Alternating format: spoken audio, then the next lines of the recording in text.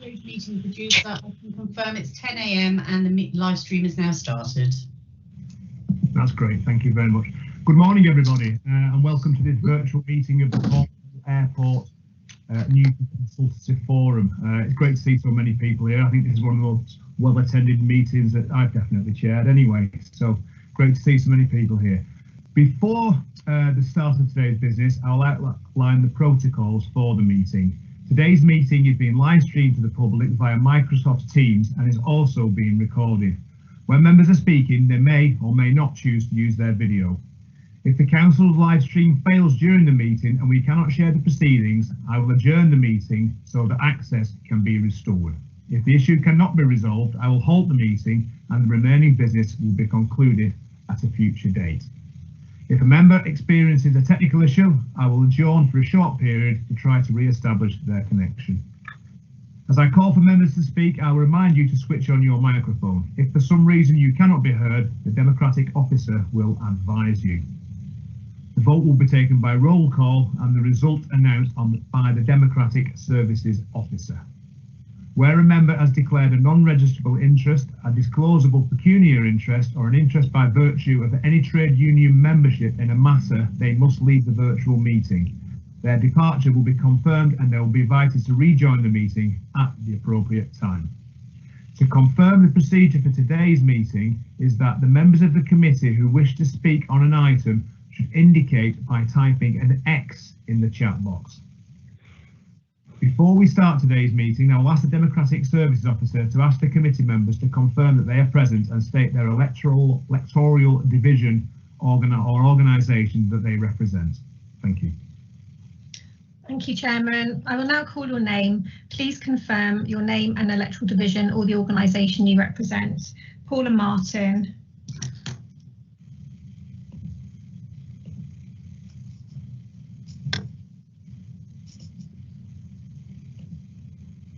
Paula, can you confirm your organisation that you represent, please? Rowena, it's Emma Code, meeting producer. It looks like Paula Meeting has left the meeting temporarily. Oh, okay, thank you. Steve Murdoch. Good morning, everyone. Yes, Steve Murdoch, Cornwall Air Ambulance Trust. Thank you. Gwen Jennings. Gwen Jennings from Watergate Bay, and I represent St Morgan Parish Council. Thank you. Thelma Sorensen. Yes, I'm here. I represent the Cornwall Business Partnership. Thank you. Margaret North.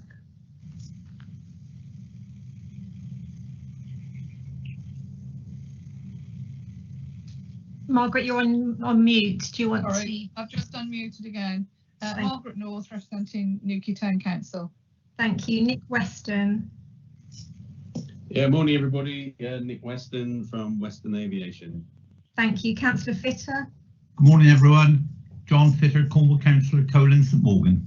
Thank you. Councillor Kenny. Good morning, Joanna Kenny, Cornwall Councillor and Town Councillor for Newquay Pentala. Thank you. Suzanne Featherstone. Morning, Suzanne Featherstone, Parish Councillor at Colin. Thank you. Marshall Cligman. Good morning, representing Fly Newquay Pilot Training. Thank you. Ian Watkins. Representing Ian Watkins, representing Cornwall Aviation Heritage Centre. Thank you. Steve Johnson. Morning, Sergeant Steve Johnson, representing Devon and Cornwall Police. Thank you. Councillor Wills. Good morning, Councillor Paul Wills. I'm the Cornwall Councillor for St Cullen Major, also Town Councillor, and I'm representing St Cullen Major Town Council on this forum, and also Vice Chairman of the forum. Thank you. Councillor Monk. Councillor Oliver Monk, Newquay Treloggan, and also Town Council for Newquay Tretheris. Thank you. Councillor Brown. Councillor Jeff Brown, I represent Newquay Central. I'm Cabinet Member for Transport, and apologies that I'm dipping in and out of this meeting because I'm trying to cover two meetings at the same time. Okay, thank you. I can also confirm that we have the following officers present. We have Pete Downs, Managing Director of the airport, Miles Carden, Spaceport Director, Ian McElworth, Head of Investment and Growth, Simon Mansell from the Corporate Governance team at Cornwall Council, Graham Scrimger, Commercial Estates, Melissa Thorpe, Head of Engagement. The meeting producer is Emma Code, and myself, Rowena Brebner, Democratic Services Officer. That's great. Thank you very much, Rowena. Do item number 1 on the agenda then. Do we have any apologies of absence? We do. We have apologies from Steve Rushworth, Guy Blackford, A.D. Hubbard, Anna Druce and Jill Moore. Okay, that's great. Item number 2 on the agenda, declarations of interest. I'm happy to do as and when. Has anyone got any declarations they wish to declare now? Okay, that's fine. On to item number 3, public questions. Do we have any written public questions, Rowena? We have no public questions this time, Chairman, no. Is there any members of the public present who wish to say anything or ask a question? I'm not aware of any. That's great. Okay then. So if we then move on to item number 4, which was minutes of the meeting held on the 24th of September 2020. I take it you've all got a copy of those minutes. Is there anyone who wishes to comment? Do we vote on these minutes to note them, or do we allow comments on them before we vote for them? It's up to you, Chairman. You can ask for any comments, or you can just ask for somebody to propose and second, and then I'll take the roll call vote once that's happened. Okay, I've seen Councillor Fitters put across in the box. John? Yeah, Mr. Chairman, thanks very much indeed. I just wanted to make clear, I think there may be a slight error in page 5 of the minutes at the top, where it says the commercial estate manager advised that Cornwall Council's cabinet project team had instructed that works to demolish the control tower and fire station, and this had then commenced on the 22nd of September. I think because these are minutes going to the public, we should make it clear that it's only to demolish the control tower. No permission had been actually given for the fire station to be demolished, and certainly at this moment in time the necessary licenses to deal with the bats have not been obtained. So for clarity, I think it should just be saying that to demolish the control tower, and if you want to say the fire station, but it's only the control tower that's actually been given permission to be demolished by the capital project team. Okay. If you follow what I'm saying, it reads there that both items have are being demolished. But at that time, still on December the 2nd, we were still resolving the issues of the VAT licence and the issues that have to go around it. So the planning department hadn't actually issued the permission to demolish the tower by December the 1st. So on September the 22nd, to say that they had instructed the works to demolish the control tower and fire station, and this had commenced, was slightly inaccurate. I think what they meant to say was just the control tower was being commenced and not the fire station. Okay, Rowena, to amend those minutes to reflect Councillor Fitter's concerns, is that something that's relatively straightforward to do, or do we have to vote on it? It is. I mean, if Councillor Fitter wants to move it subject to the removal of the words "and fire station," then that would be a suggested way forward. I can put that in if that wants to be made as a proposal and vote on that. Okay, that's fine. Okay, then I'm happy to second that if it need be. Paul, Councillor Wills. Yeah, thank you, Mr. Chairman. Just a very quick question on the minutes, and that was public questions last time. There were 4 public questions, and the Managing Director gave an assurance those questions would be answered by the 5th of October. I just wanted to know, have those questions been answered? A written response was going to be sent to that member of the public. I've not seen any response. Will they be made available to members of this forum, and have they been sent? Okay, very good question. I don't know whether Pete wants to come in and answer that. Chairman, yeah, I can confirm that the questions were answered and that the information has been posted on the website. I don't know if Pete wants to come in as well, but it has been dealt with, yes. I'm happy with that answer unless Pete wants to come in. No, that was just what I was going to say. Yeah, they've been answered, but happy to provide the information to anyone in this forum that requires it. Okay, that's fine. That's fine. So if there's not any other comments on the minutes, I'm prepared to propose the minutes with the added section that Councillor Fitter suggested regarding the fire station. So I'm happy to propose those. Do I have a seconder for those minutes? I'll second, Mr. Chairman. That's seconded by Councillor Fitter. Rowena, do you have to do a roll call now? I do. I'll just call everyone's name. If you can indicate whether you're for, against or abstaining from the vote. Steve Murdoch. For. Gwen Jennings. I wasn't in attendance. So you're abstaining, are you? Yes. Okay. Thelma Sorensen. I wasn't in attendance. You got it, Chris. Yeah. Sorry, there was some interference there. Thelma, I'm going to take you through this this morning is. Thelma, sorry, can you say how you wish to vote again, please? Yes, I didn't attend the meeting. I'll abstain. Okay, thank you. Margaret North. Likewise, I wasn't in attendance, so I'll abstain.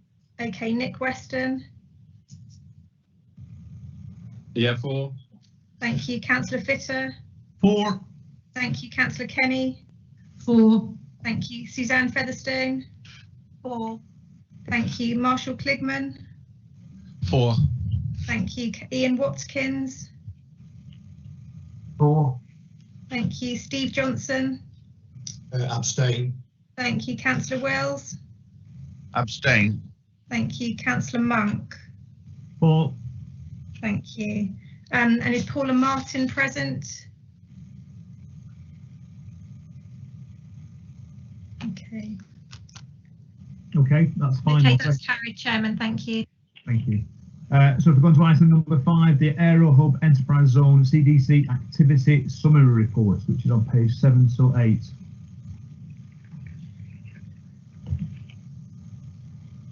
Who presents that? Is that Pete or is that Ian? That's Ian that's doing that. That's me, Carol. Good morning, all. Good morning. So I'll just run through the Enterprise Zone report, the Enterprise Zone update, starting with the Aero Hub Business Park. So it's been a successful few months, which has seen some of the interest that I've been reporting over the last few meetings, converting into new leases and plot sales. So starting with the Aero Hub Sector 2, which is the council-owned development, the Gateway development, which reached practical completion September, I think it was the end of September last year. Happy to report that we've recently completed new lettings at that development, including a very large letting to a single company, and as a result of that, we've got the vast majority of the space now let. I think it's about 80% overall. That's a pretty good position to be in, actually, in just over a year since taking ownership of the building from the contractor. The Watergate Bay development on Sector 15 is complete and operational, is now being used. And in addition, we've recently completed the sale of Sector 11 to a local business that's developing a new facility there to export, to accommodate the expansion of their business.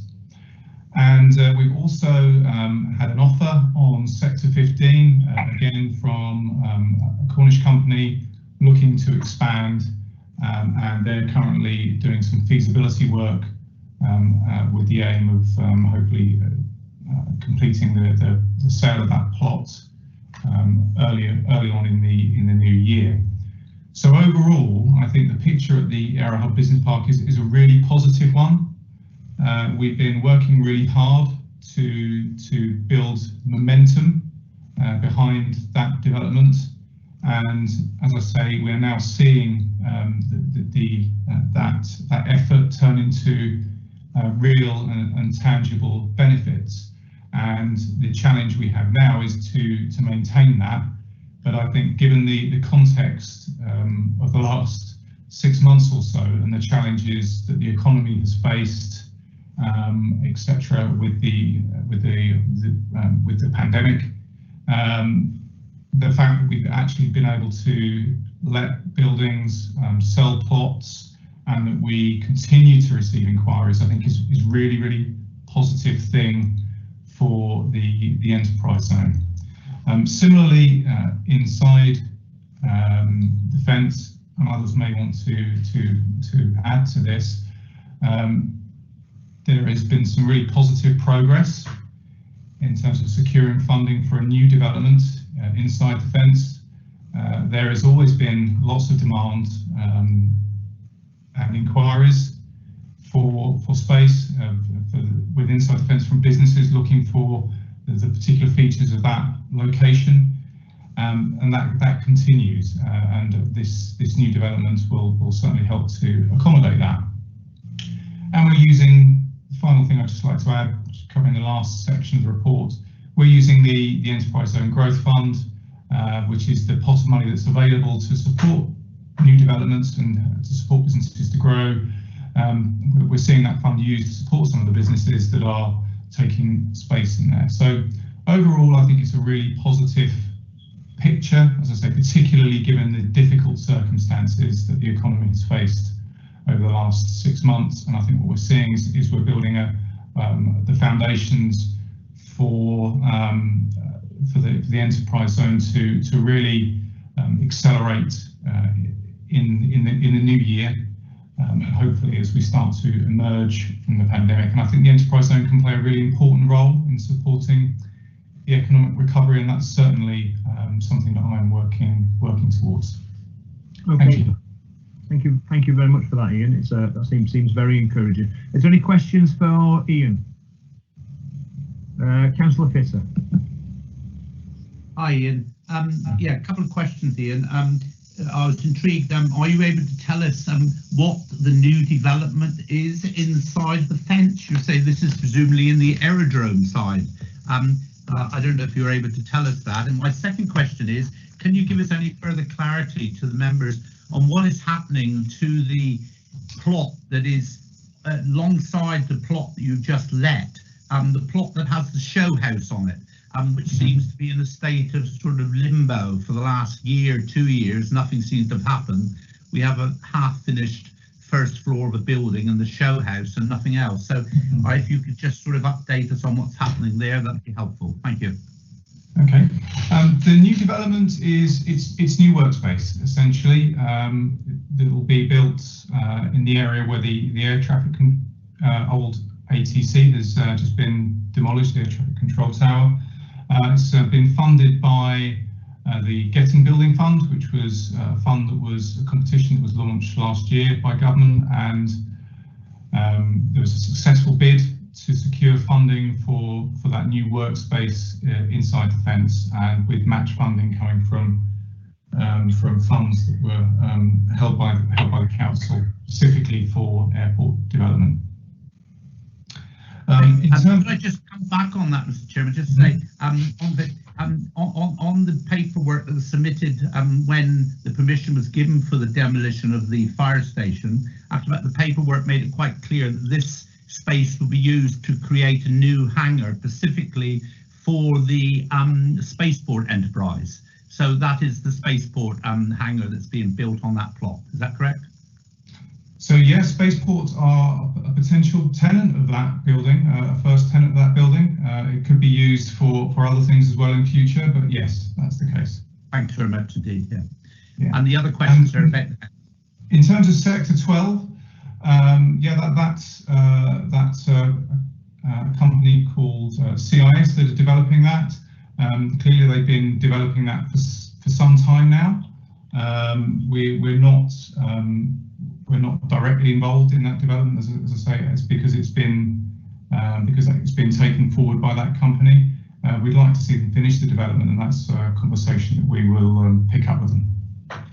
So can you confirm then? Well, that's brilliant. So they do actually have a signed lease now, as opposed to just a license to occupy it. They've actually got a signed lease, and they're now contributing, paying rent on the space. So they are I think they are still occupying the site under license because they haven't finished their development yet. Okay. Thank you. Okay, thank you very much. Any more questions for Ian? Councillor Wills, sorry. Thanks, Ollie. Sorry, Councillor Munn. Yeah, hi Ian, a very good morning to you. I'm quite interested to read the last part. Actually says the average salary per FTE employee at the Aero Hub zone is 38,639 for Q2, which is significantly higher than the average salary for the wider Cornish economy at 19,763. That's really great to read that, but what we don't have is numbers. How many employees are there in the FTE employees? So I mean, I'd be interested to know how many people there you're basing that on. It's based upon, I think the figure that we've got for Q2 2021 is 249. 249 employees, so that's the average salary for 249 employees, is that correct? That's correct, yeah. That's great, that's most helpful, thank you. So the actual number may be employed on the site may be higher than that because we're only able to collect data from the businesses that are engaged in the Enterprise Zone programme. Not every business located on the Aero Hub is, so the actual number may be higher. Yep, that's helpful, Ian, thank you. That's fine. There's no one else put a cross in the box. I've got a quick question. You know the new cycle hub, is that outside your sort of sphere of influence, or is that in a separate piece of land? It's yeah, I'm aware of it, but it's being taken forward by my colleagues within the transport team. Okay, that's fine. That's fine. Any more questions for Ian? No, that's great. Okay, we'll move on to the next. Thank you very much, Ian. Great presentation. It's very encouraging that you seem to be getting quite a few things over the line now, so that's good. That's great. So next item on the agenda is item number 6. It's the Airport Operations Manager's Reports. I'll be presenting that, Councillor Monk, not as the airport operations manager, but in lieu of an airport operations manager, if that's okay. Good morning, everyone. Just in terms of running through what we've covered in this report, starting with safety and compliance. In summary, there isn't anything of major note to report. You will see there that we are really driving a safety culture of reporting and ensuring that incidents, even if there are no injuries, there are no absence, there's no treatment required, that we're investigating, we're identifying actions that can be taken to keep staff and customers safe, particularly at this time when operations are on and off, and we're going through a period of significant change in the structure of the business. That being the case, it's obviously critically important that the airport operator retains its CAA compliance, both in terms of the provision of air traffic services and a compliant aerodrome. So I'm pleased to be able to report that since the last meeting, those annual audits have been carried out, and the regulator is, as I say, final reports are awaited, but the regulator is happy that compliance is being maintained.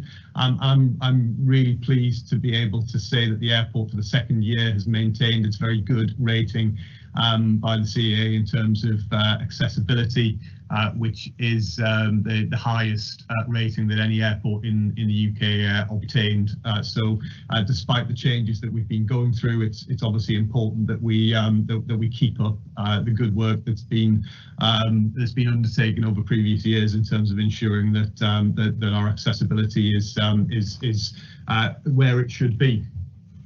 In terms of general operations, obviously we're covering the period August to October here, and this was the point at which passenger services got up and running consistently after our reopening in July. Obviously the primary focus is keeping customers and staff safe in a COVID environment, having 6,000 to 7,000 passengers coming through the terminal every month. Obviously brings with it risks, and we've been working very hard to manage that risk, as well as focusing on employee well-being.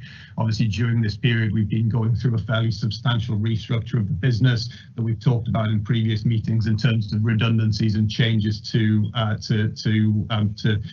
working patterns, and so we've been drafting in the support of the wider Corsair Group employee well-being in terms of ensuring that we are doing everything we can to look after our staff. In terms of where passenger traffic has gone since that time, I will touch upon this again in the business report, but I think it's fairly common knowledge to this group that we have subsequent to this period obviously gone back into a period of closure of the terminal following the second national lockdown and the creation of the tiered restrictions. Obviously, it's great news that down in Cornwall we're in Tier 1, but we're extremely dependent as an airport on the status of travel restrictions in our key markets domestically in London and Manchester, and of course the quarantine requirements around international travel. And the combined tightening of restrictions in all of those areas has resulted in us taking the difficult but necessary decision to close the terminal to passengers, and we are set to reopen and resume flights from tomorrow evening over the Christmas period. I'll touch on it again in the business update, but that really doesn't change the outlook for the summer of 2021 in terms of the work that has been done to rebuild the former Flybe route network and obviously progress with the London PSO process for a further 4 years. So a significant amount of operational work in the period has been ensuring that we remain ready and resilient to actually ramp up the airport's operations again in the first quarter of 2021 to be ready for that presumed return to regular passenger services. Okay. Aviation security, there isn't a change to the aviation threat level at this stage. In section 3 there below, you will see that we have provided some data on annual air traffic movements. You will see in the second of those charts that actually after the sort of quieter, the noticeably quieter period in April, May and June, that actually all air traffic movements over this period have been largely in line with previous years in spite of the reduced passenger traffic. Noise complaints we've listed there as well. They speak for themselves, and I'm happy to take any questions on those at the end of the report.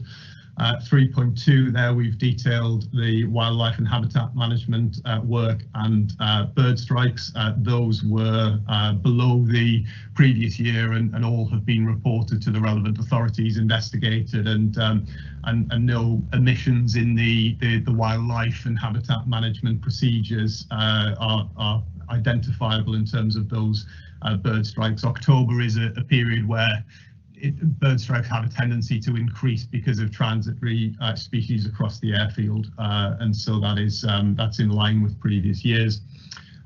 On-time performance, as you would expect, given the low number of flights that we've had over the period, was very high, with a very low number of attributable delays to the airport operator.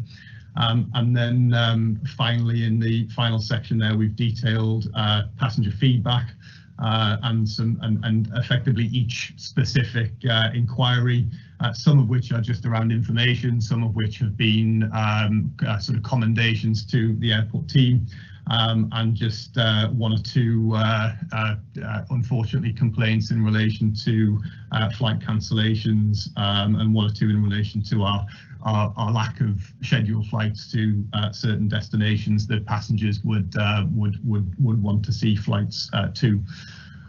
So that's in short, that's the report. Happy to take any questions in relation to any of that. Thank you very much. Any questions for Pete?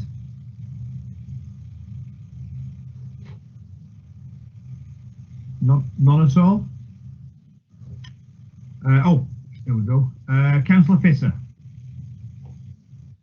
Thanks, Mr. Chairman. Thanks, Pete, for that. Pete, a couple of questions really that arising from your report. It was interesting really because there had been a conversation heard and reported from in a hotel in Newquay about a gentleman who was explaining that he had been looking at Newquay Airport on behalf of a customer. And I noticed you said the correspondence received from a member of the public asking about a range of operational and commercial aspects of the airport. Are you able to confirm that this was not Eddie Stobart or anybody from that connection? I can confirm it was an inquiry from a private individual who was considering relocation to the area, had some questions about how the airport operates, and in the interests of transparency and engagement, we provided detail in relation to those questions. So it was not a commercial inquiry. Oh, that's excellent. Only sort of rumours abound that suddenly the airport is up for sale, etc. And it's nice to be able to say, well, that's certainly not the facts, and far from it at all. There was one other question, Mr. Chairman. I'll pass at the moment because I've lost my note on it, and perhaps if somebody else wants to come in, I can come back. Thank you, sir. Chairman, you're on mute. That's great, that, John. Thank you. Councillor Margaret North. Oh, thank you, Chair. Just wanted to ask, you're saying that you're opening up the airport from tomorrow evening. I'm assuming then you're closing it again at some stage?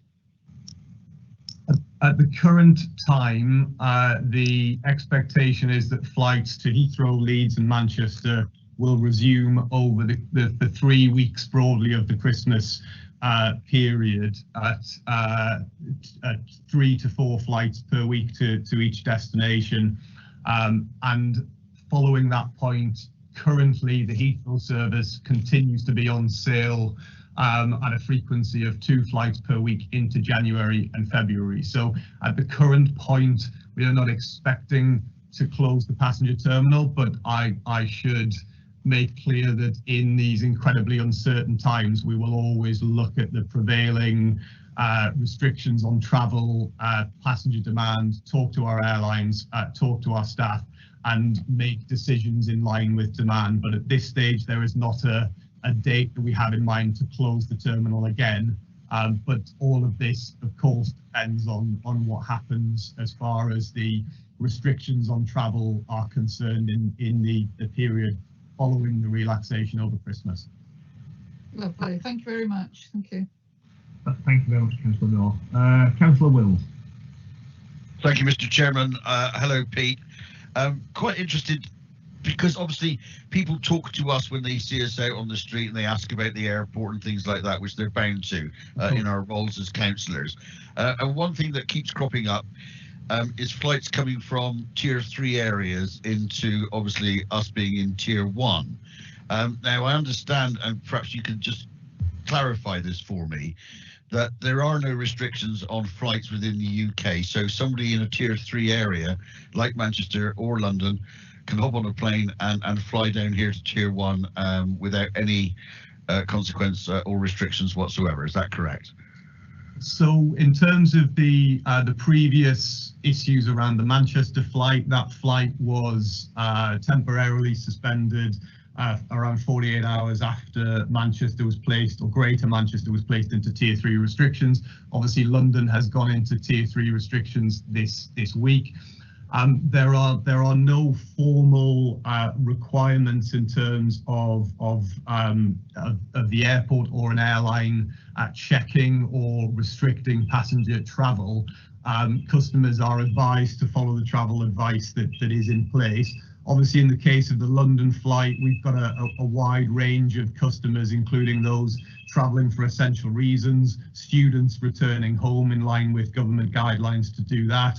And so obviously the There's a mix of reasons for travel, and of course there are passengers that may travel from an airport that is in a tier 3 area who have not originated themselves from a tier 3 area but have travelled to that airport to make that journey. So there are no formal restrictions on that, but our advice and the airline's advice has been to follow the travel advice that is in place.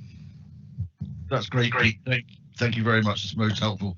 And can I just say, I have absolute admiration for what you are all trying to do there to keep our airport functioning. And you know, I wish you all the very best for the future. I sincerely hope that our airport will survive this this crisis that's not only national but international as well.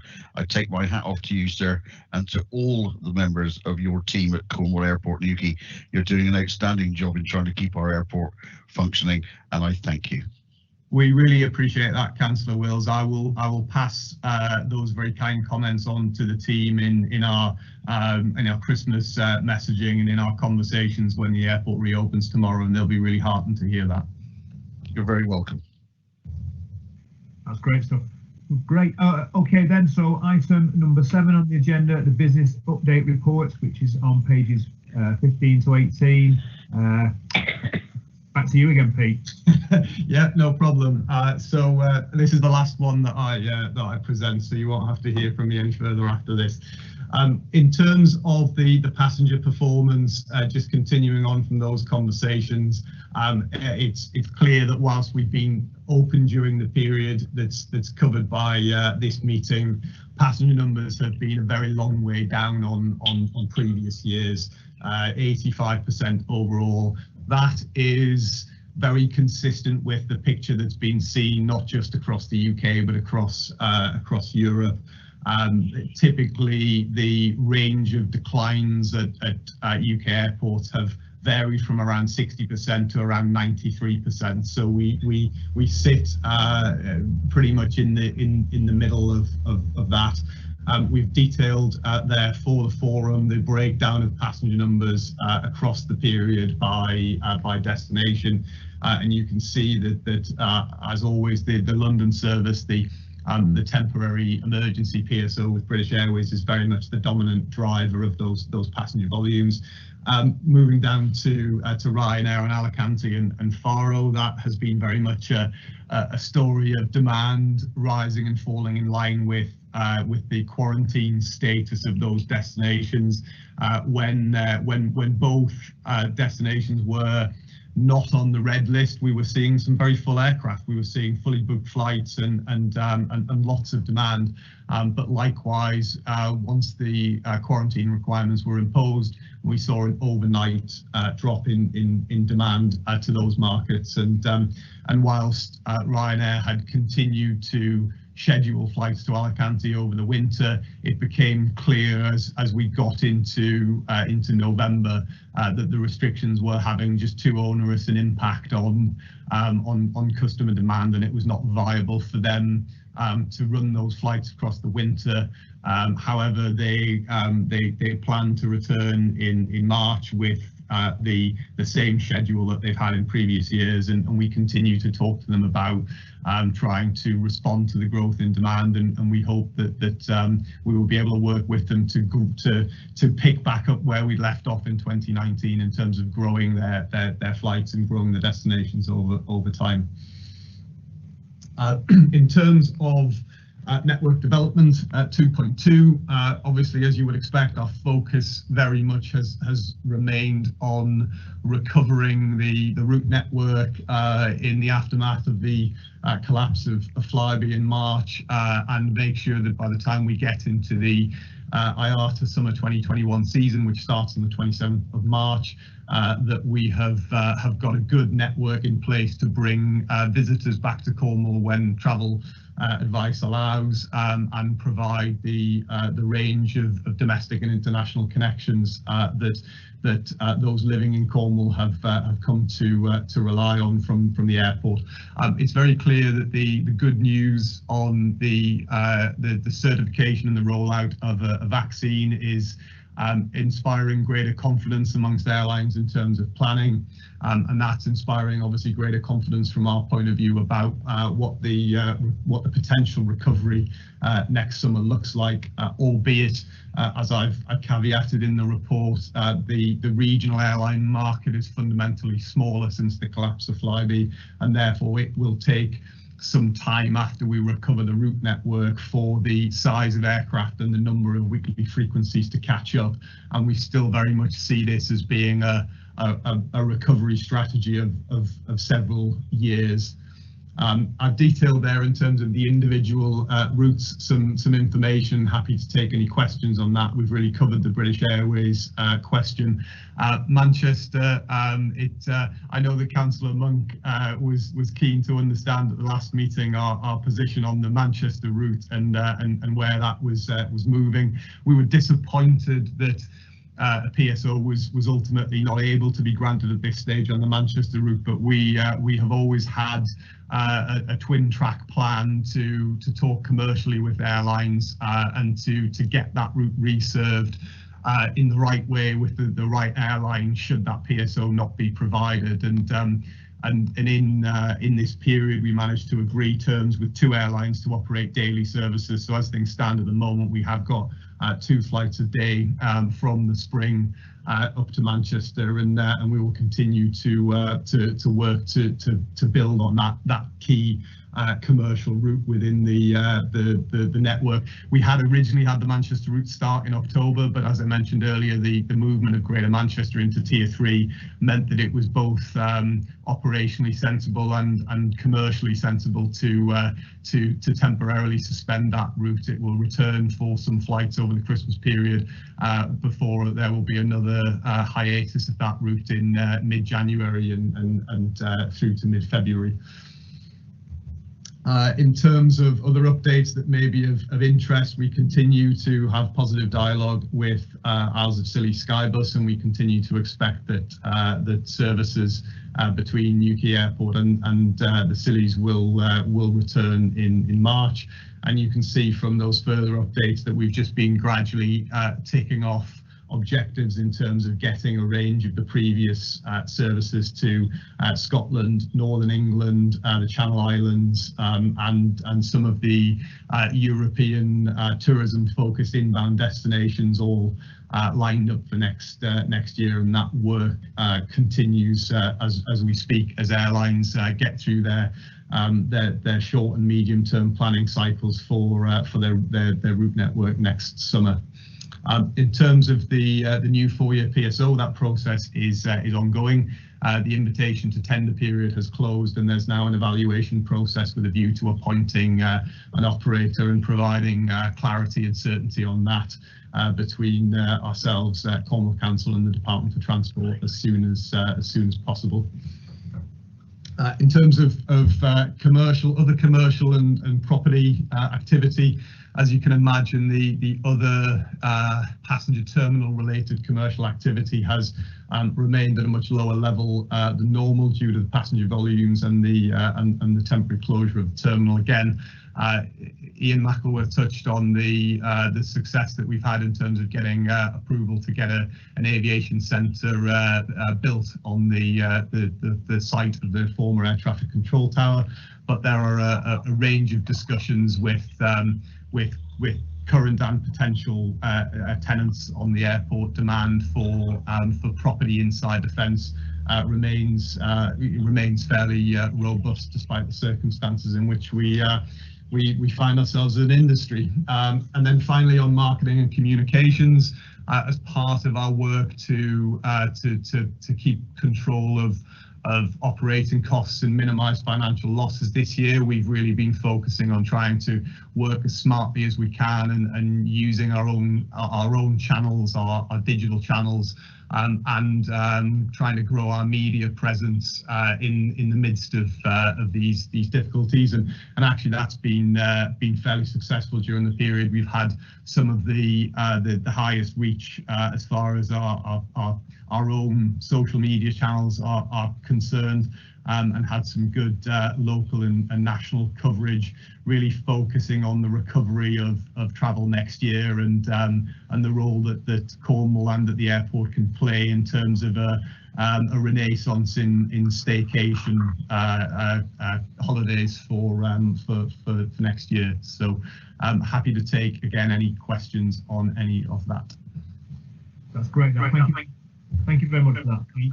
I've got a couple of people in the box. The first one is Councillor Kenny. Joanna.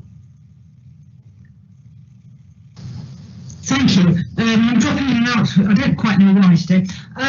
Yeah, I was the PSO. I was just wondering very shortly, what was the logic we applied to see if we could get a PSO on the Manchester route, and what was the response and the logic that we didn't get it? Yes, so I won't speak on behalf of council officers because the engagement was very much led by them in terms of the work with the department on that. As much as anything else, I think it's a question of the scale of the wider challenge within the industry and the timing of both the government's review into regional connectivity and the union connectivity review. There was, I think, an understandable reluctance to make piecemeal decisions about individual routes and markets before the outcome of that regional connectivity review, which is anticipated in the early new year. So I don't think it's a case that it will never be considered for a PSO. It was simply that there wasn't a willingness at a national government level to make a decision just on Newquay Manchester at this point in time. And we always knew that was a risk, so we had a plan B in terms of getting that route served, which we've been able to put into action.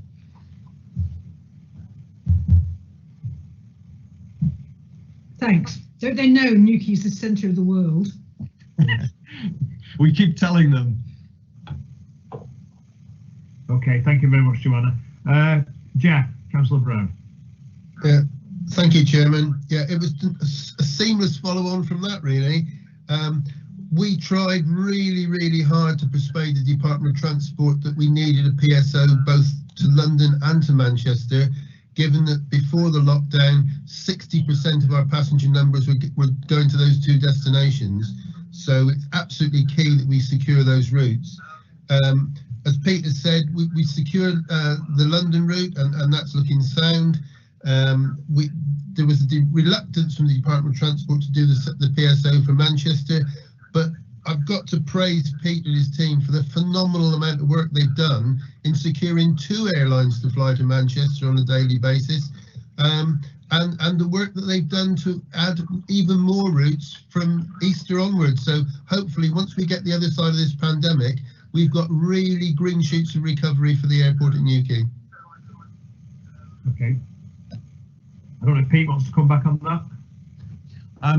That's really appreciated feedback. I know that the team on the commercial side have really been working since before the collapse of Flybe to ensure that we can backfill some of those routes. And I think we've got a good combination of carriers there, and we'll continue to work to optimise the schedule. It's 2 flights a day. We know that the Manchester route needs more than that to allow people to get up and back in a single day.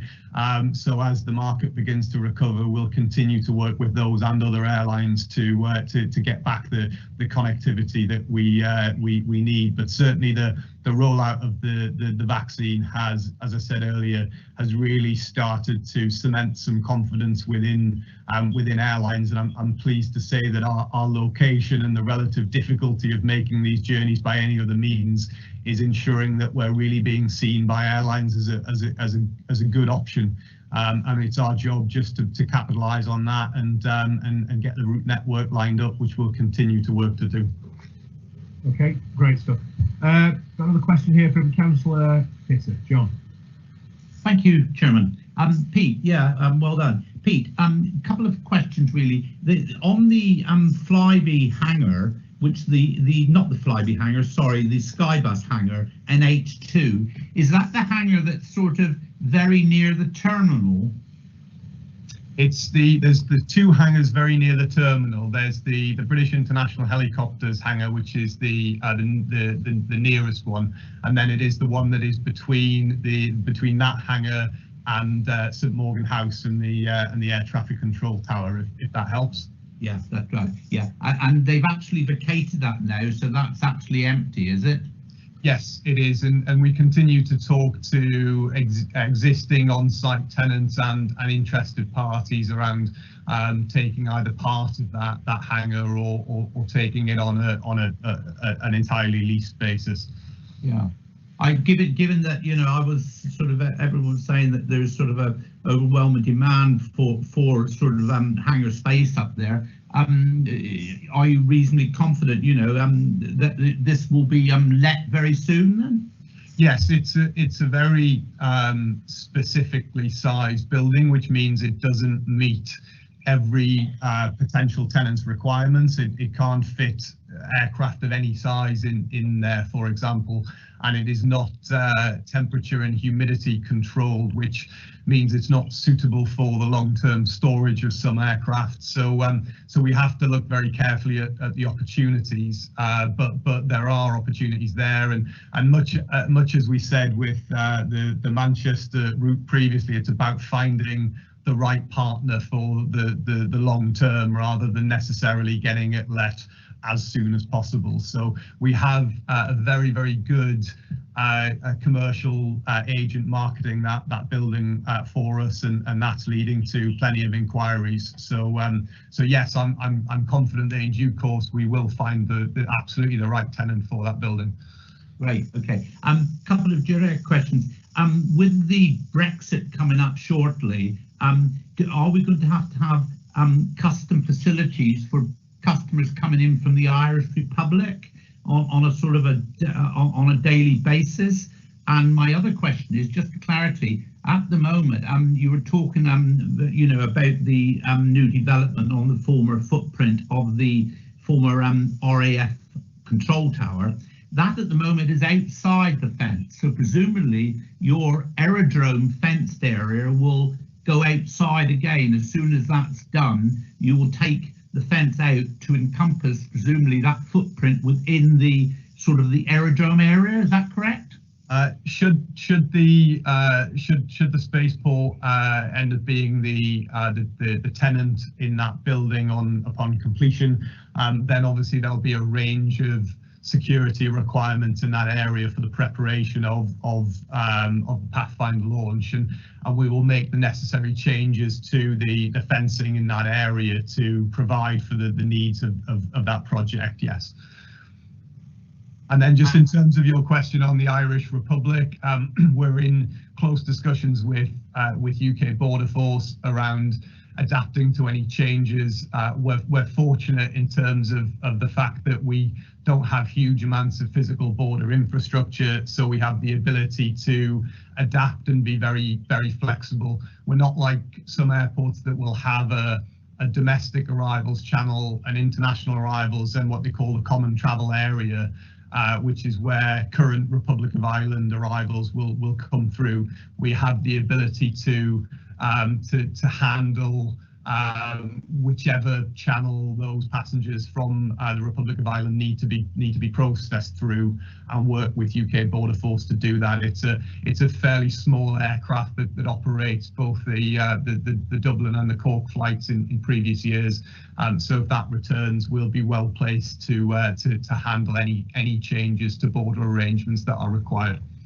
But if I can press you, the answer to the question is, because surely we must have established it by now, do we need custom facilities for every aircraft that comes in from Cork or from Dublin? So at the moment we don't have, when we... No, I'm talking about afterwards, from January. When we get to January, we don't immediately have any Cork or any Dublin flights coming into the airport for at least the next 3 months. So we don't have an immediate challenge that needs to be addressed, but we don't anticipate there will be any changes, but we will be able to adapt to whatever arrangements may be required there. No criticism of you, but another sort of massive lack of communication with the central government. They're leaving it rather late. You would have thought they would have given you the information you need so that you could have planned for 3 months' time. You know, it's not your fault. It's just you have to deal with a shambolic government, I'm afraid. We've learned, if this year has taught us anything, Councillor Fitter, it's that we've learned to adapt to anything that is thrown at us. Yeah, I think that's about it, Pete. You're absolutely right. Yeah, yes. It's rather like the mushrooms in the hangar, isn't it? Really. Thank you very much. Okay. Thank you, Councillor Fitter, for your question, and thank you very much, Pete. Any more questions for Pete on the business reports? That's absolutely fantastic. Okay, so item number 8 on the agenda is the Spaceport Cornwall report, which is pages 19 to 20 in your document. Who's Rowena? Who's presenting this one? Is it Chairman? It's Miles Carden, I believe. Miles. Hi, Mr. Chairman. Good morning to you all. So I'm quite happy to present the report. That's fine. It's a new job. Still in the current job at the moment. Oh, okay. So I can give you a brief update in terms of the highlights from that report, if that's okay. In terms of the work, as we know, we're working with the airport very closely alongside their work on the recovery plan post-COVID. We're working in terms of how we can look at our funding and the airport's funding, and we're working with a plan to get us through that period and through to launch date in 2022.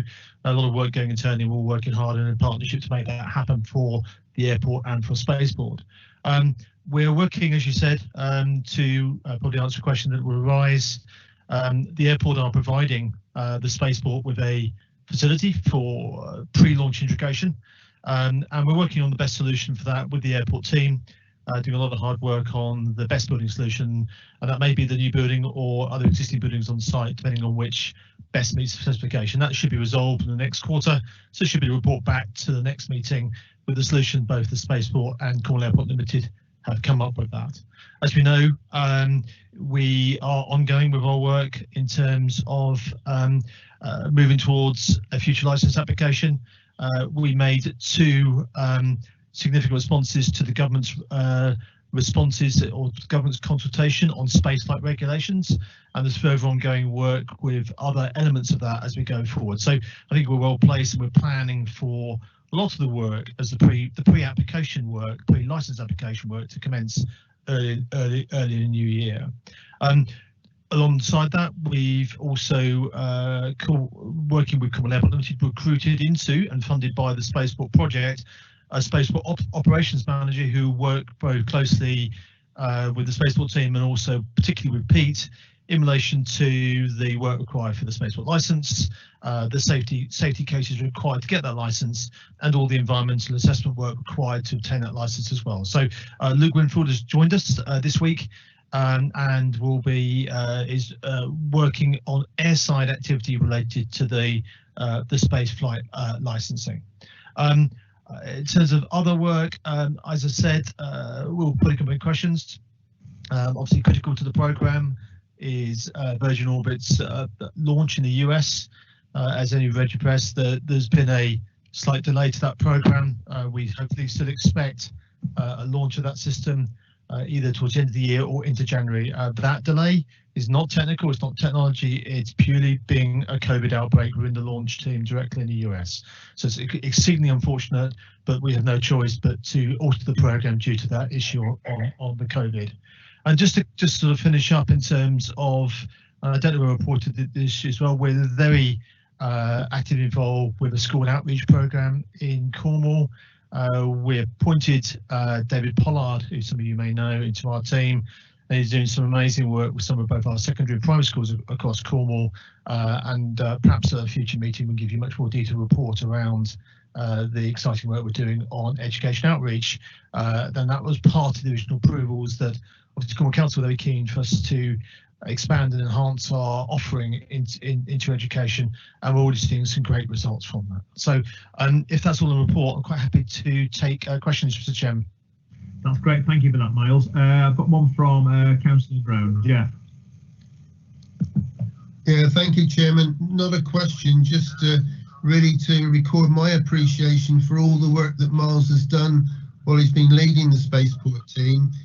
to get us to the point where we're actually on the cusp of being the first spaceport in the UK, if not in Europe, and Cornwall once again leading the way, and Miles has been instrumental in getting us to that point.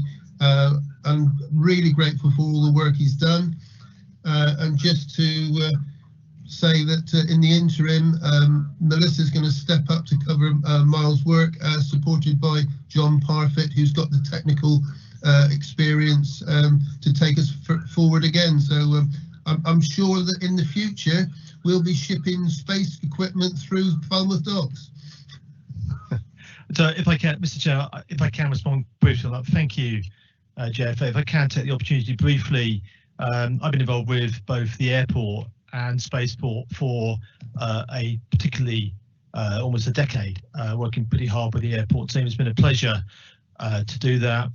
Both spaceport and the enterprise zone, I think, as you heard today, has been a considerable success, but that's not me. It's a huge amount of people that have been involved in that process, a huge amount of hard work by the team in Cornwall Airport Limited, by my team, both when they were in CDC but now in Cornwall Council, but other partners such as Goonhilly Earth Station, who have worked so hard to make a spaceport a reality. So I won't make a wider thank you for that because I'm bound to forget people, but I did a jot down the other day, almost 100 people I know, did playing a small part in that process over that particular long period of time. So my thanks to you all. I think Spaceport's an amazing opportunity for Cornwall and the airport going forward post-COVID. So thank you, Jeff, really appreciate that, and look forward to taking our questions. Thank you.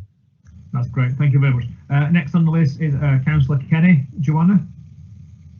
Yes, I think the moving of the budget to sort out the airport's budget was an extremely good move.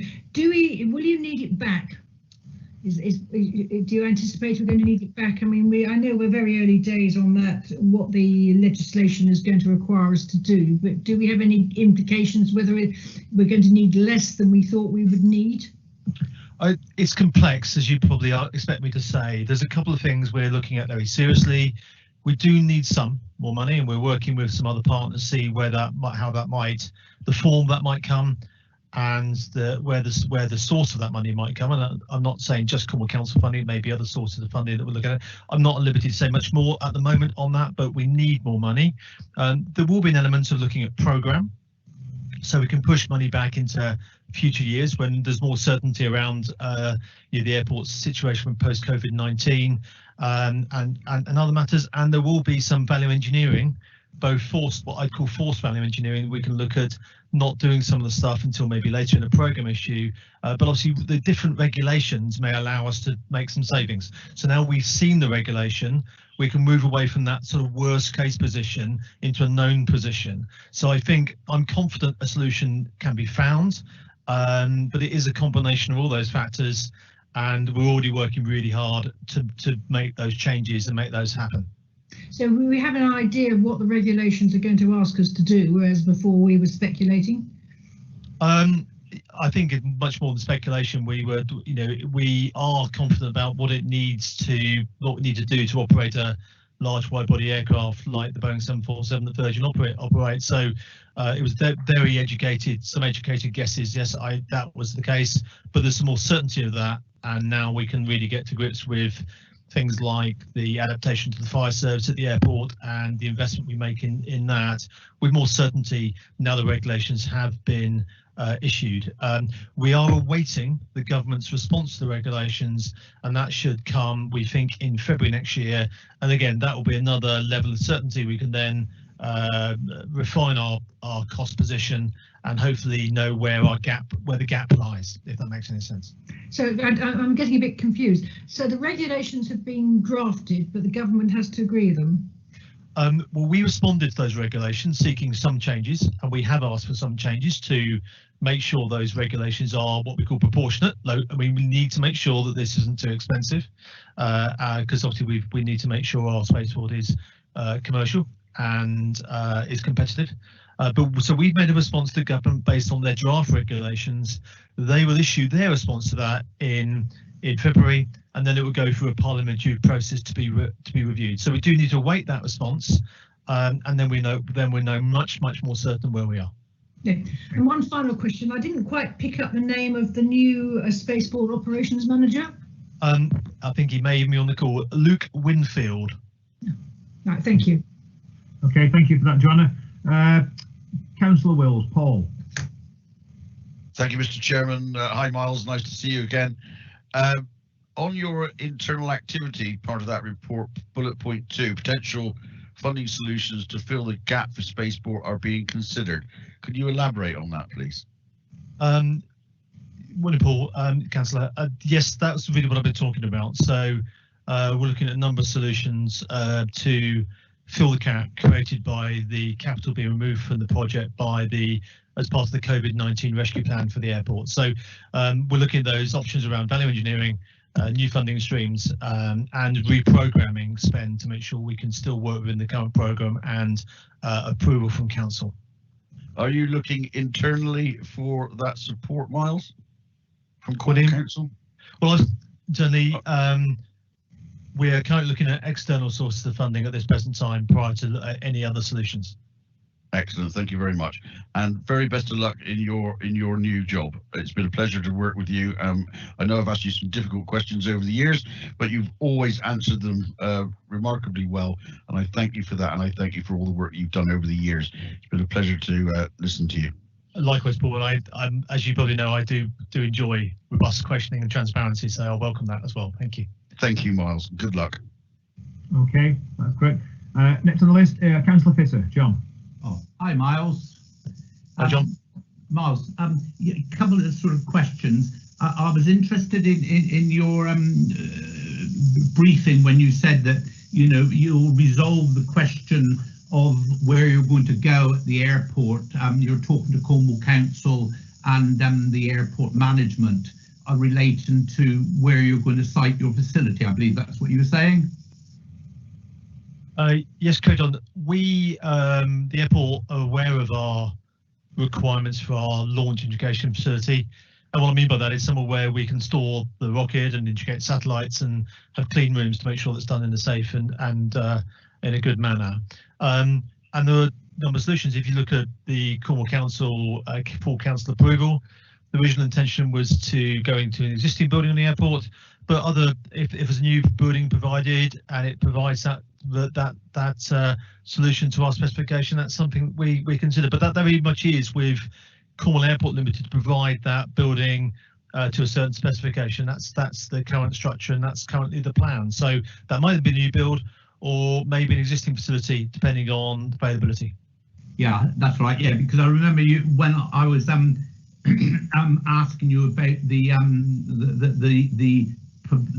pre-demolition of the control tower way back sometime, and I asked you if this was going to be the base for the required hangar, and you actually said to me, and I think it was in some minutes we got, that no, you don't require a new hangar, but what you're saying is you require Cornwall Council to provide you with a hangar. You're not asking for a new hangar. That's what you meant, I presume. No, and we don't need a new hangar, and actually the provision in the council approvals was to use an existing building and refurbish that and then occupy it. The airport will need to determine whether that's the best solution or to consider that we're best placed in a new facility. That's the airport's decision based on the spaceport specification. Yeah, because I noticed in your agenda item 8 spaceport, you do actually say demolition on site has begun. See, revenue's been through and started on pre-license fees.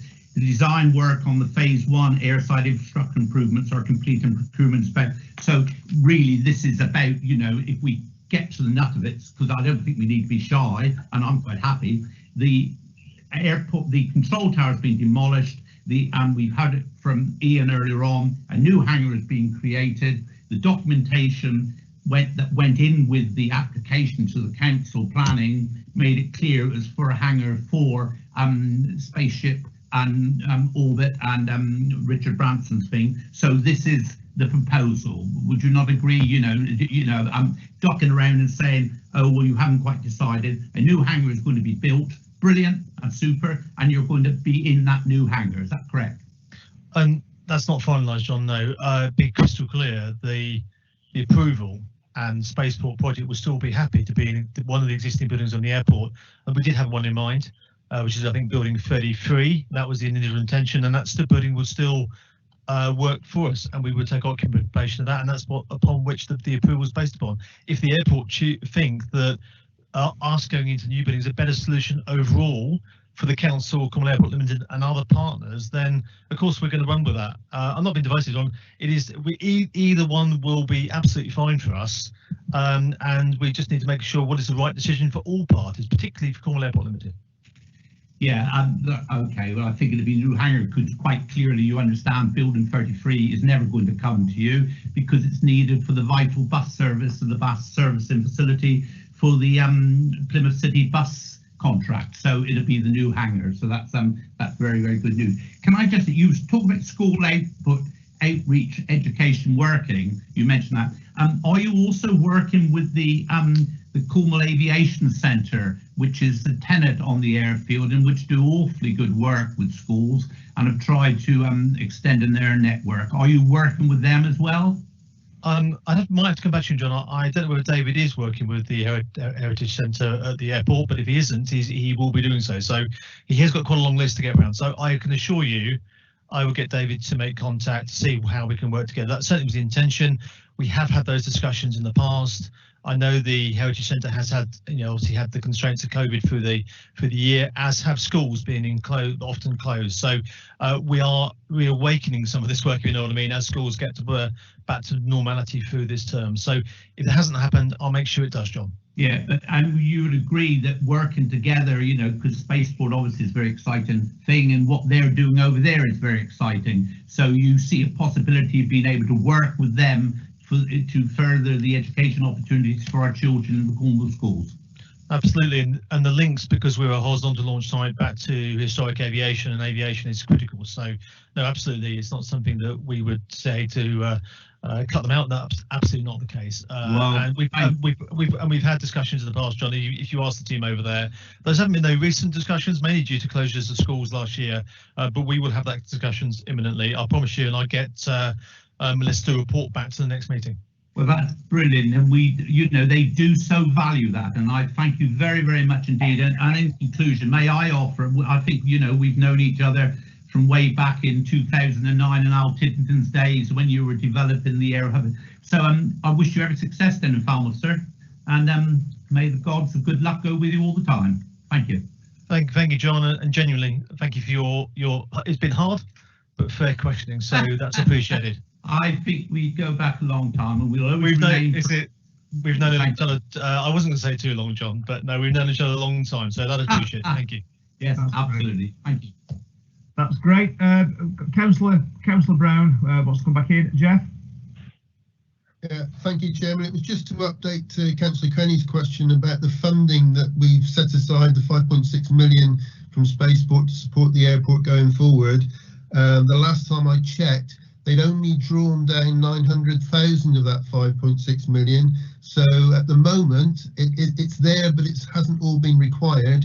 And another bit of good news is that the government announced that they've suspended business rates for airports for this year. That will actually account for about £500,000 of funding, which the airport, I understand, had set aside. So that will yet again help with the finances of going the airport forward. And Pete and his team have done a brilliant job in minimising the losses to the airport during lockdown and the pandemic. That's great. Thank you very much. I've ticked the box myself because I've got a couple of questions. It's a sort of two-part question, really, Mel. It's a bit about the infrastructure and a bit about the technology. I was always under the impression that a lot of the money wasn't going to be spent on the airport until it was tied into having a successful launch of the actual technology. So I'm just trying to get a catch up on that. But my main part of the question is obviously, since we started talking about Spaceport, you see how SpaceX and all the other sort of satellite providers, how many launches they have to have before they get the technology right. And you can get 6, 7, maybe up to 12 launches before they actually get it right. And I know we're wedded to this technology, which is fine, but I'm not concerned. I'm just not convinced that we're going to get the technology ready and able to operate within the first part of 2022, because it's still sort of relatively new technology.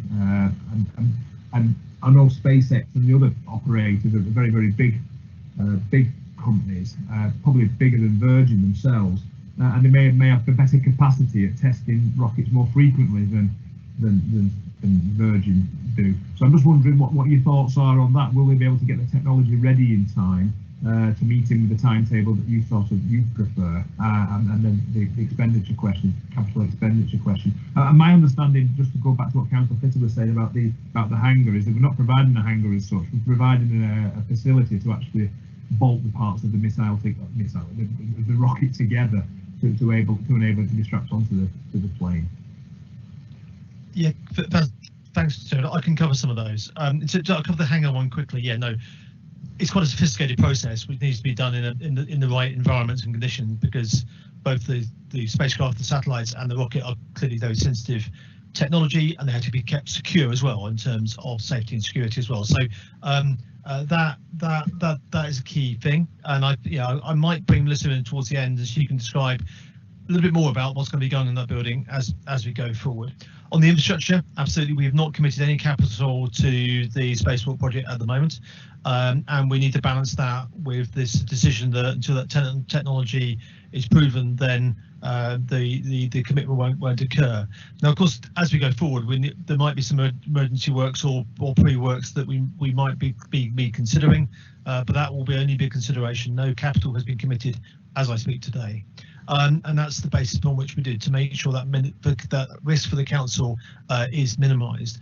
And just quickly on technology, it's not a binary thing really. It's not black and white with launch technology, and you can't really describe technology as successful or a failure for some time through the process of development.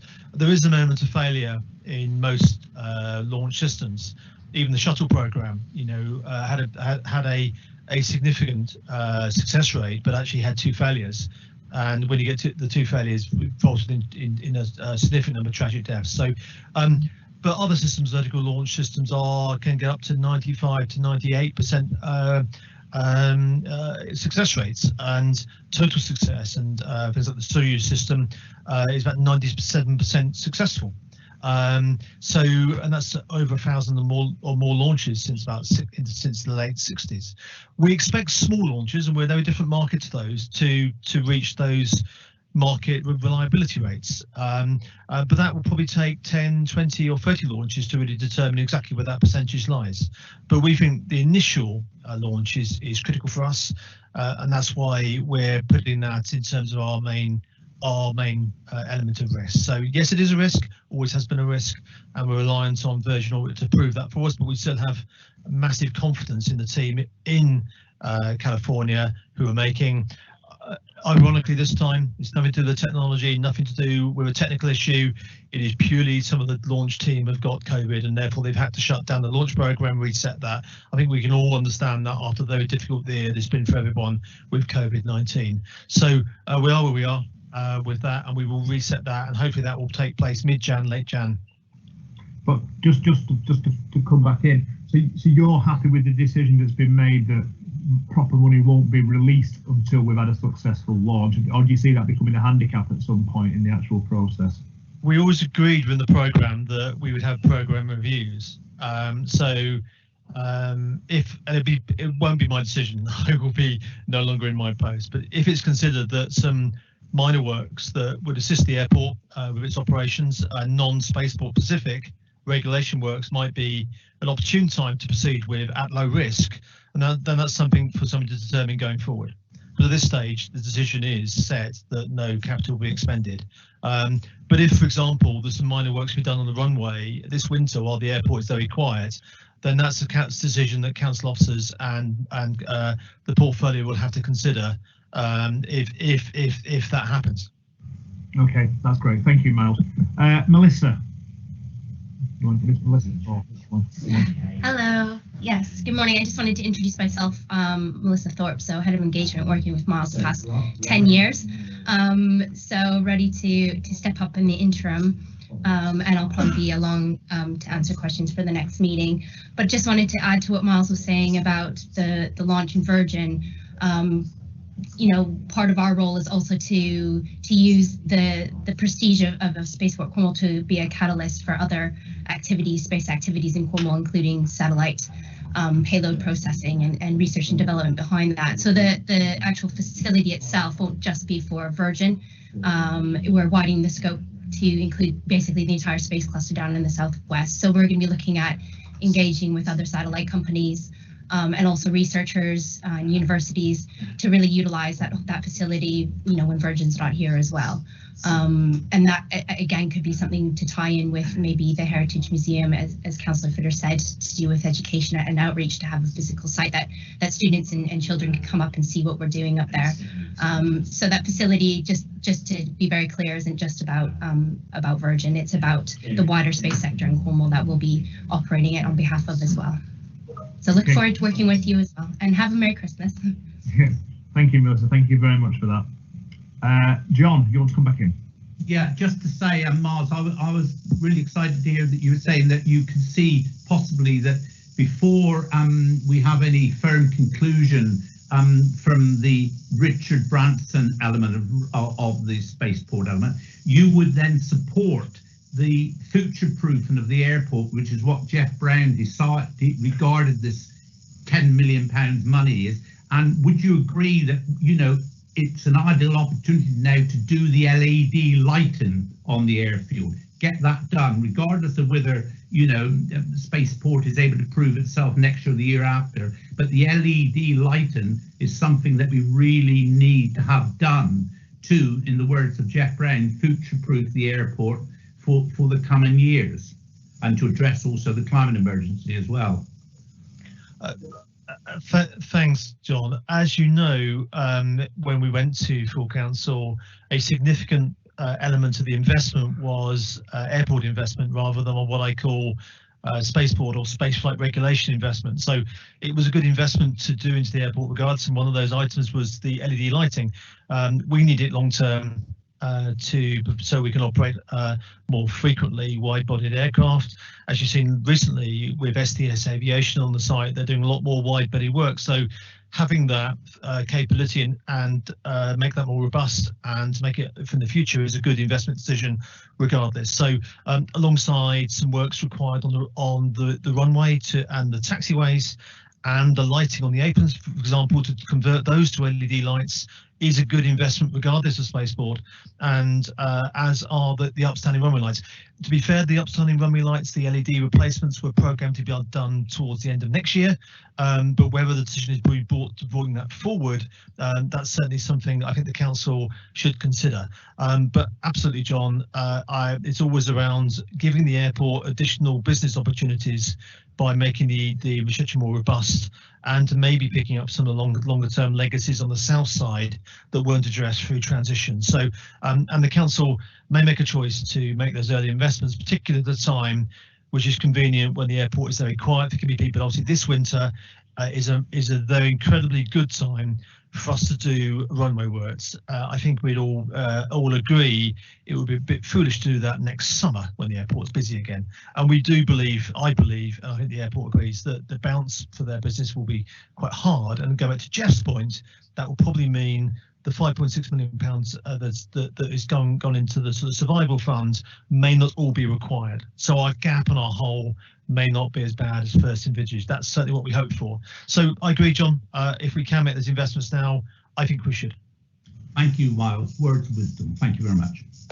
Okay, thank you very much for that, Miles. And just as a word from the chair, it's been great to work with you over the last few years with Spaceport and in your previous role up at the airport, and I wish you all the best for the future. Thank you, Oliver. It's been a pleasure, and thank you all. Yeah, I hope to see you again soon. All right, cheers for that. You will. So, if there's no more questions for Miles, this is Gwen Jennings. If there's any other business, hello. If there's any other business, I'd like to bring up two things that I've been asked to bring up, please. Yeah, go on. Mr. Chairman, thank you very much. I've also been asked to ask about forever this phone mast. Obviously, this is so important to this area, and it just seems to be going on and on and on. Now, is there any way that we can force O2, who's the operator, we understand, to put this installation into progress? You know, this has gone on for, it seems, forever. And obviously I would imagine nobody else can apply for a license there until they're sorted out. Is there any way we can pressurise this into this, into saying, well, if you don't do the goods, then we would tighten our rates to do something about it? I think can anybody help, please? I think it's a very fair point, Gwen. I know that I suffer from poor mobile signal up there as well. There has been talk about providing an extra mast up there, but I don't know where it's up to. Pete Downs, if he's still on the call, he might be able to add some clarity to it. I'm still here, Mr. Chairman, but Graham Scrimgeour from our commercial team has been working on this for some time, and if he's here, I'm sure he'll be able to provide an update. He's got his hand up. So, Graham, if you want to come in. Thank you very much. Thank you, Pete. Yeah, just to give everybody an update, obviously we have a vested interest as well in having a good mobile phone signal at the airport. It's key to us as well. So we do feel everybody's frustration. So there is a lease in place with a company, Cornerstone Telecommunications Infrastructure. I'm in regular contact with their surveyors based in Reading. So I probably email them every 2 weeks, and it's very difficult to get a sufficient response from the operator. But I'm also in contact directly with O2 now as well, and their network team, to try and resolve why the final connection to the antenna at the top of the mast haven't been connected. There's no issues with the lease. I mean, in terms of an estates management perspective, there's no problem with that. It's everything's in place. They pay their rent. There's no issues. We're just trying to bottom out why the final connection hasn't yet been made, given that the masters, the infrastructure equipment there has been installed for almost 2 years. So we are working hard on that, and I just want everyone to know that I am working hard to progress it with O2 and CTIL at the same time. And as soon as I get a good response, I'll certainly make sure that Councillor Fitter and others in the community are aware of that. Thank you very much indeed. I can put that to the next meeting. And the other thing I would like to bring up, which was a big disappointment, with regard to the 747 not being located here. We all felt that it would have been so advantageous for the area to have had that. The interest in that plane is, I mean, it was always the same, driving over, coming over the site, whenever it landed here, which wasn't very often, I agree. But it was so disappointing to hear that we weren't going to get it. And I hear on the grapevine, and it may be going to another airport. Well, they've got a real good thing, in our opinion. Obviously, there was reasons, there was reasons why this wasn't accepted here, but it would have been quite nice to know why that reason was. Okay, thanks for that, Gwen. I'm not sure if there's anyone here who wants to answer that about why the 747 couldn't be permanently located here as an attraction. Yeah. No, I don't think there's anyone. Okay. Jeff, it was just a thought. Saved by the Brown. There you go, Jeff. Yeah. Apologies, and John Fisher will confirm that I was really enthusiastic about securing it. I took it to Nigel Blackler and the transport team. We looked at it with the airport, with our legal team. Unfortunately, a lot of it was to do with the time constraints that BA put on it. They were given a very short period of time in which to get all the ducks in a row, and it just wasn't possible. The security was just too great. Okay, thank you very much. Thank you. But I was certainly, I was really keen to do it, and we did try everything possible, but yeah. Unfortunately we just couldn't overcome the risks. Okay, thank you very much. Thank you. Thanks, Gwen. I've got people putting their hands up, and it's ticks in the box, so I'll let Pete do it. But if anyone else wants to come in, if you just put a tick in the box, that'll be fine. Pete. Yeah, just to echo that, we also were disappointed. We really do recognise that that could have been an attraction that brought people to the airport and put the airport on the map.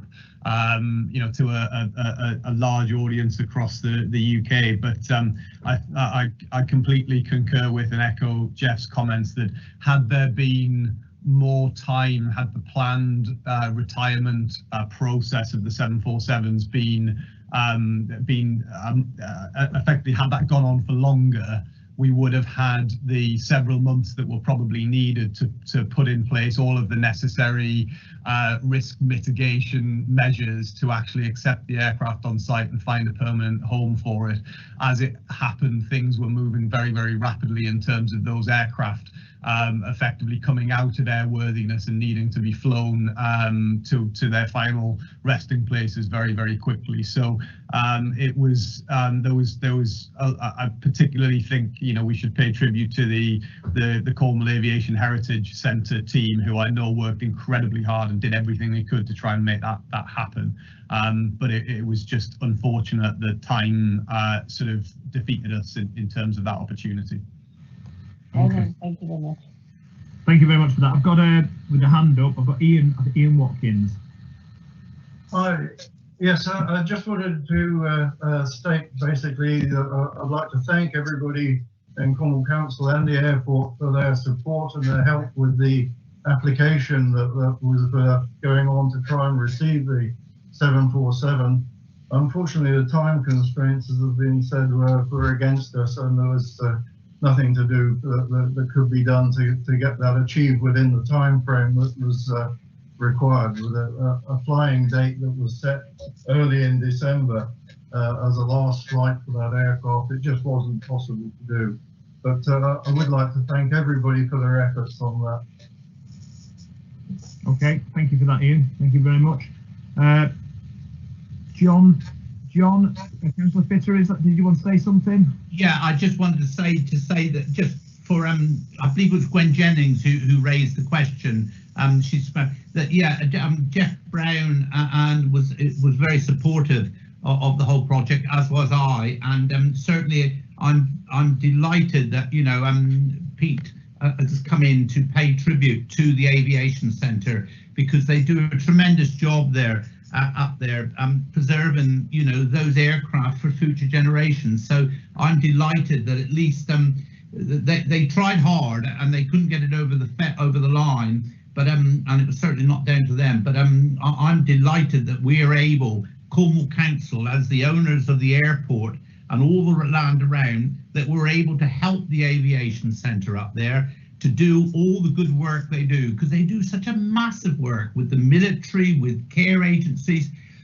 They are tremendous, and so I'm delighted that airport and Aviation Centre are working together well. That's wonderful news. Thank you. Thank you very much for that, John. So I've got no further questions, so I'll go on to item number 9, which is just to note the future meetings, which you can all do. I've not got any further business that I consider as urgent, so unless anyone else has got anything to say, I think we can wrap up the meeting. Chairman, I think Steve Murdoch had something that Paula Martin wanted to raise earlier. I don't know if he wants to raise that now. No, that's already been dealt with. Thank you. Okay. Okay then, well, that leaves me then just to wish everyone a very happy Christmas, considering what's going on and everything. I hope we all have a great Christmas and a great New Year, and here's to the future. And hope it's looking a lot better this time next year. Merry Christmas, everybody. Merry Christmas. Yeah, quite. Merry Christmas, everybody, and thank you. See you next year.